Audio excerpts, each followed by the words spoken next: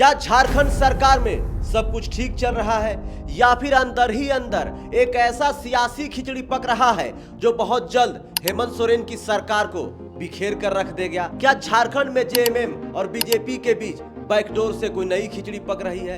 ये सवाल हम हवा में नहीं पूछ रहे हैं दोस्तों। राज्यसभा चुनाव में कांग्रेस के प्रत्याशी की करारी हार के बाद झारखंड की सत्ताधारी महागठबंधन में वो गदर मचा है कि अब नेता एक दूसरे को सरेआम गद्दार कहने लगे हैं। नेता एक दूसरे पर खुलेआम आरोप लगा रहे हैं। हद तो तब हो गई जब सरकार में बैठे मंत्री इरफान अंसारी ने कैमरे के सामने कह दिया कि अगर यहाँ कांग्रेस की सरकार होती तो यह आरोप नहीं लगाया जाता। अब आप सोचिए, अपनी ही सरकार में रहकर अपने ही सहयोगियों को कोसना और फिर भी सरकार में बने रहना, ये काम कांग्रेस के नेता ही कर सकते हैं। वर्तमान समय में झारखंड के सियासत में गजब गजब खेल खेला जा रहा है।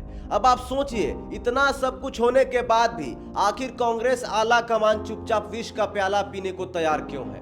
और इन सब के बीच झामुमो के महासचिव सुप्रियो भट्टाचार्य प्रेस कॉन्फ्रेंस में आकर एक ऐसा अजीबोगरीब बयान दे देते हैं जिसे सुनकर पूरा झारखंड कह रहा है, वाह सुप्रियोदा। मतलब कुछ भी। अगले 5 मिनट में झारखंड के इस सबसे बड़े सियासी ड्रामे का एक एक परत खोलेंगे दोस्तों। बस देखते रहिए भौकाल टीवी। पहले जरा सुप्रियोदा के उस बयान को देखिए जिसे सुन के आप भी कहेंगे कि वाह सुप्रियोदा, तुसी ग्रेट हो। कि 50 लोग जिन्होंने झारखंड मुक्ति मोर्चा के कैंडिडेट को अपना 30 मत और कांग्रेस के कैंडिडेट को अपना 20 मत दिया है, उनके नेता हेमंत सोरेन और राहुल गांधी जी।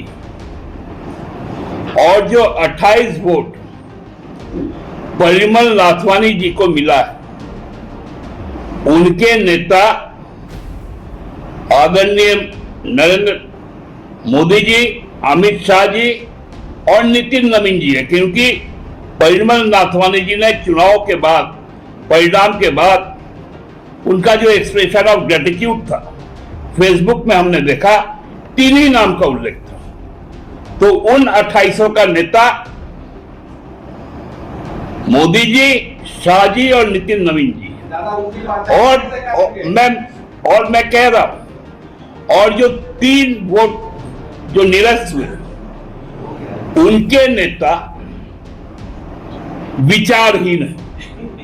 एक ही जीवन में क्या क्या सुनना पड़ेगा झारखंड में रहकर, कुछ समझ में नहीं आ रहा है दोस्तों। सुप्रियो भट्टाचार्य जी के मुताबिक राज्यसभा चुनाव में गठबंधन के प्रत्याशी को कुल 50 वोट मिले हैं।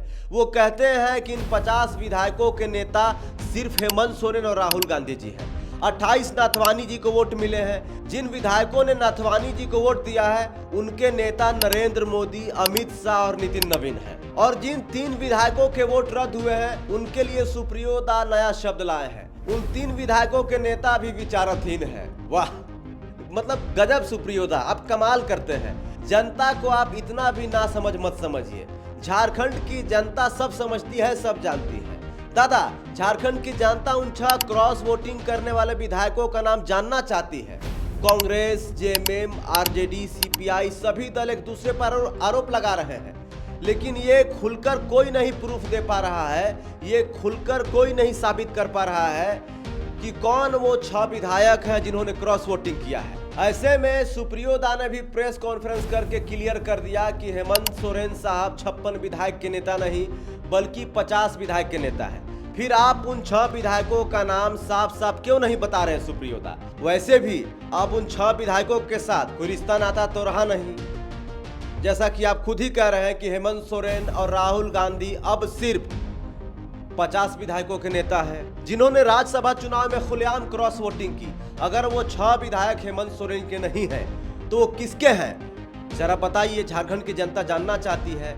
जब उनके साथ आपका कोई रिश्ता ही नहीं रहा, आपने क्लियर कह दिया कि आप उन 6 विधायकों का रिश्ता हेमंत सोरेन के साथ नहीं है, तो आप नाम भी बता दीजिए ताकि झारखंड की जनता को पता चल सके कि वो 6 कौन विधायक है जो इधर के रहे न उधर के रहे।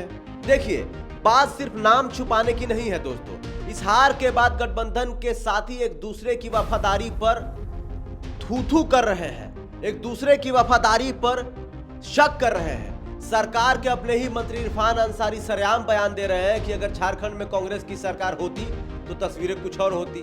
यानी वो खुद मान रहे हैं कि वर्तमान सरकार में कांग्रेस की कोई पूछ नहीं है, यानी हेमंत सोरेन के सरकार में कांग्रेस को कोई पूछता नहीं है। अब सवाल ये उठता है कि इतनी जिल्लत, इतनी बेइज्जती और अपने ही साथियों से गद्दार का तगमा मिलने के बाद भी कांग्रेस नीलकंठ बनकर ये विष क्यों पी रही है? क्या सत्ता की मलाई इतनी मीठी है कि आत्मसम्मान को ताक पर रख दिया जाता है, या फिर दिल्ली में बैठे आला कमान को झारखंड के अपने कार्यकर्ताओं और नेताओं की इज्जत की कोई परवाह ही नहीं है? तो चलिए अब आते हैं सबसे बड़े और चौंकाने वाले एंगल पर। झारखंड के सियासी गलियारों में यह सुगबुगाहट बहुत तेज है कि क्या जेएमएम और बीजेपी के बीच पर्दे के पीछे कोई बड़ी डील हो रही है। जिस तरह से बागी विधायकों पर कार्रवाई करने से झामुमो बच रहा है, जिस तरह से राजद और लेफ्ट को साइडलाइन किया जा रहा है और जिस तरह से कांग्रेस को किनारे लगाने की कोशिश हो रही है, क्या यह किसी बड़े सियासी उलटफेर का संकेत है? क्या झारखंड में गठबंधन की यह सरकार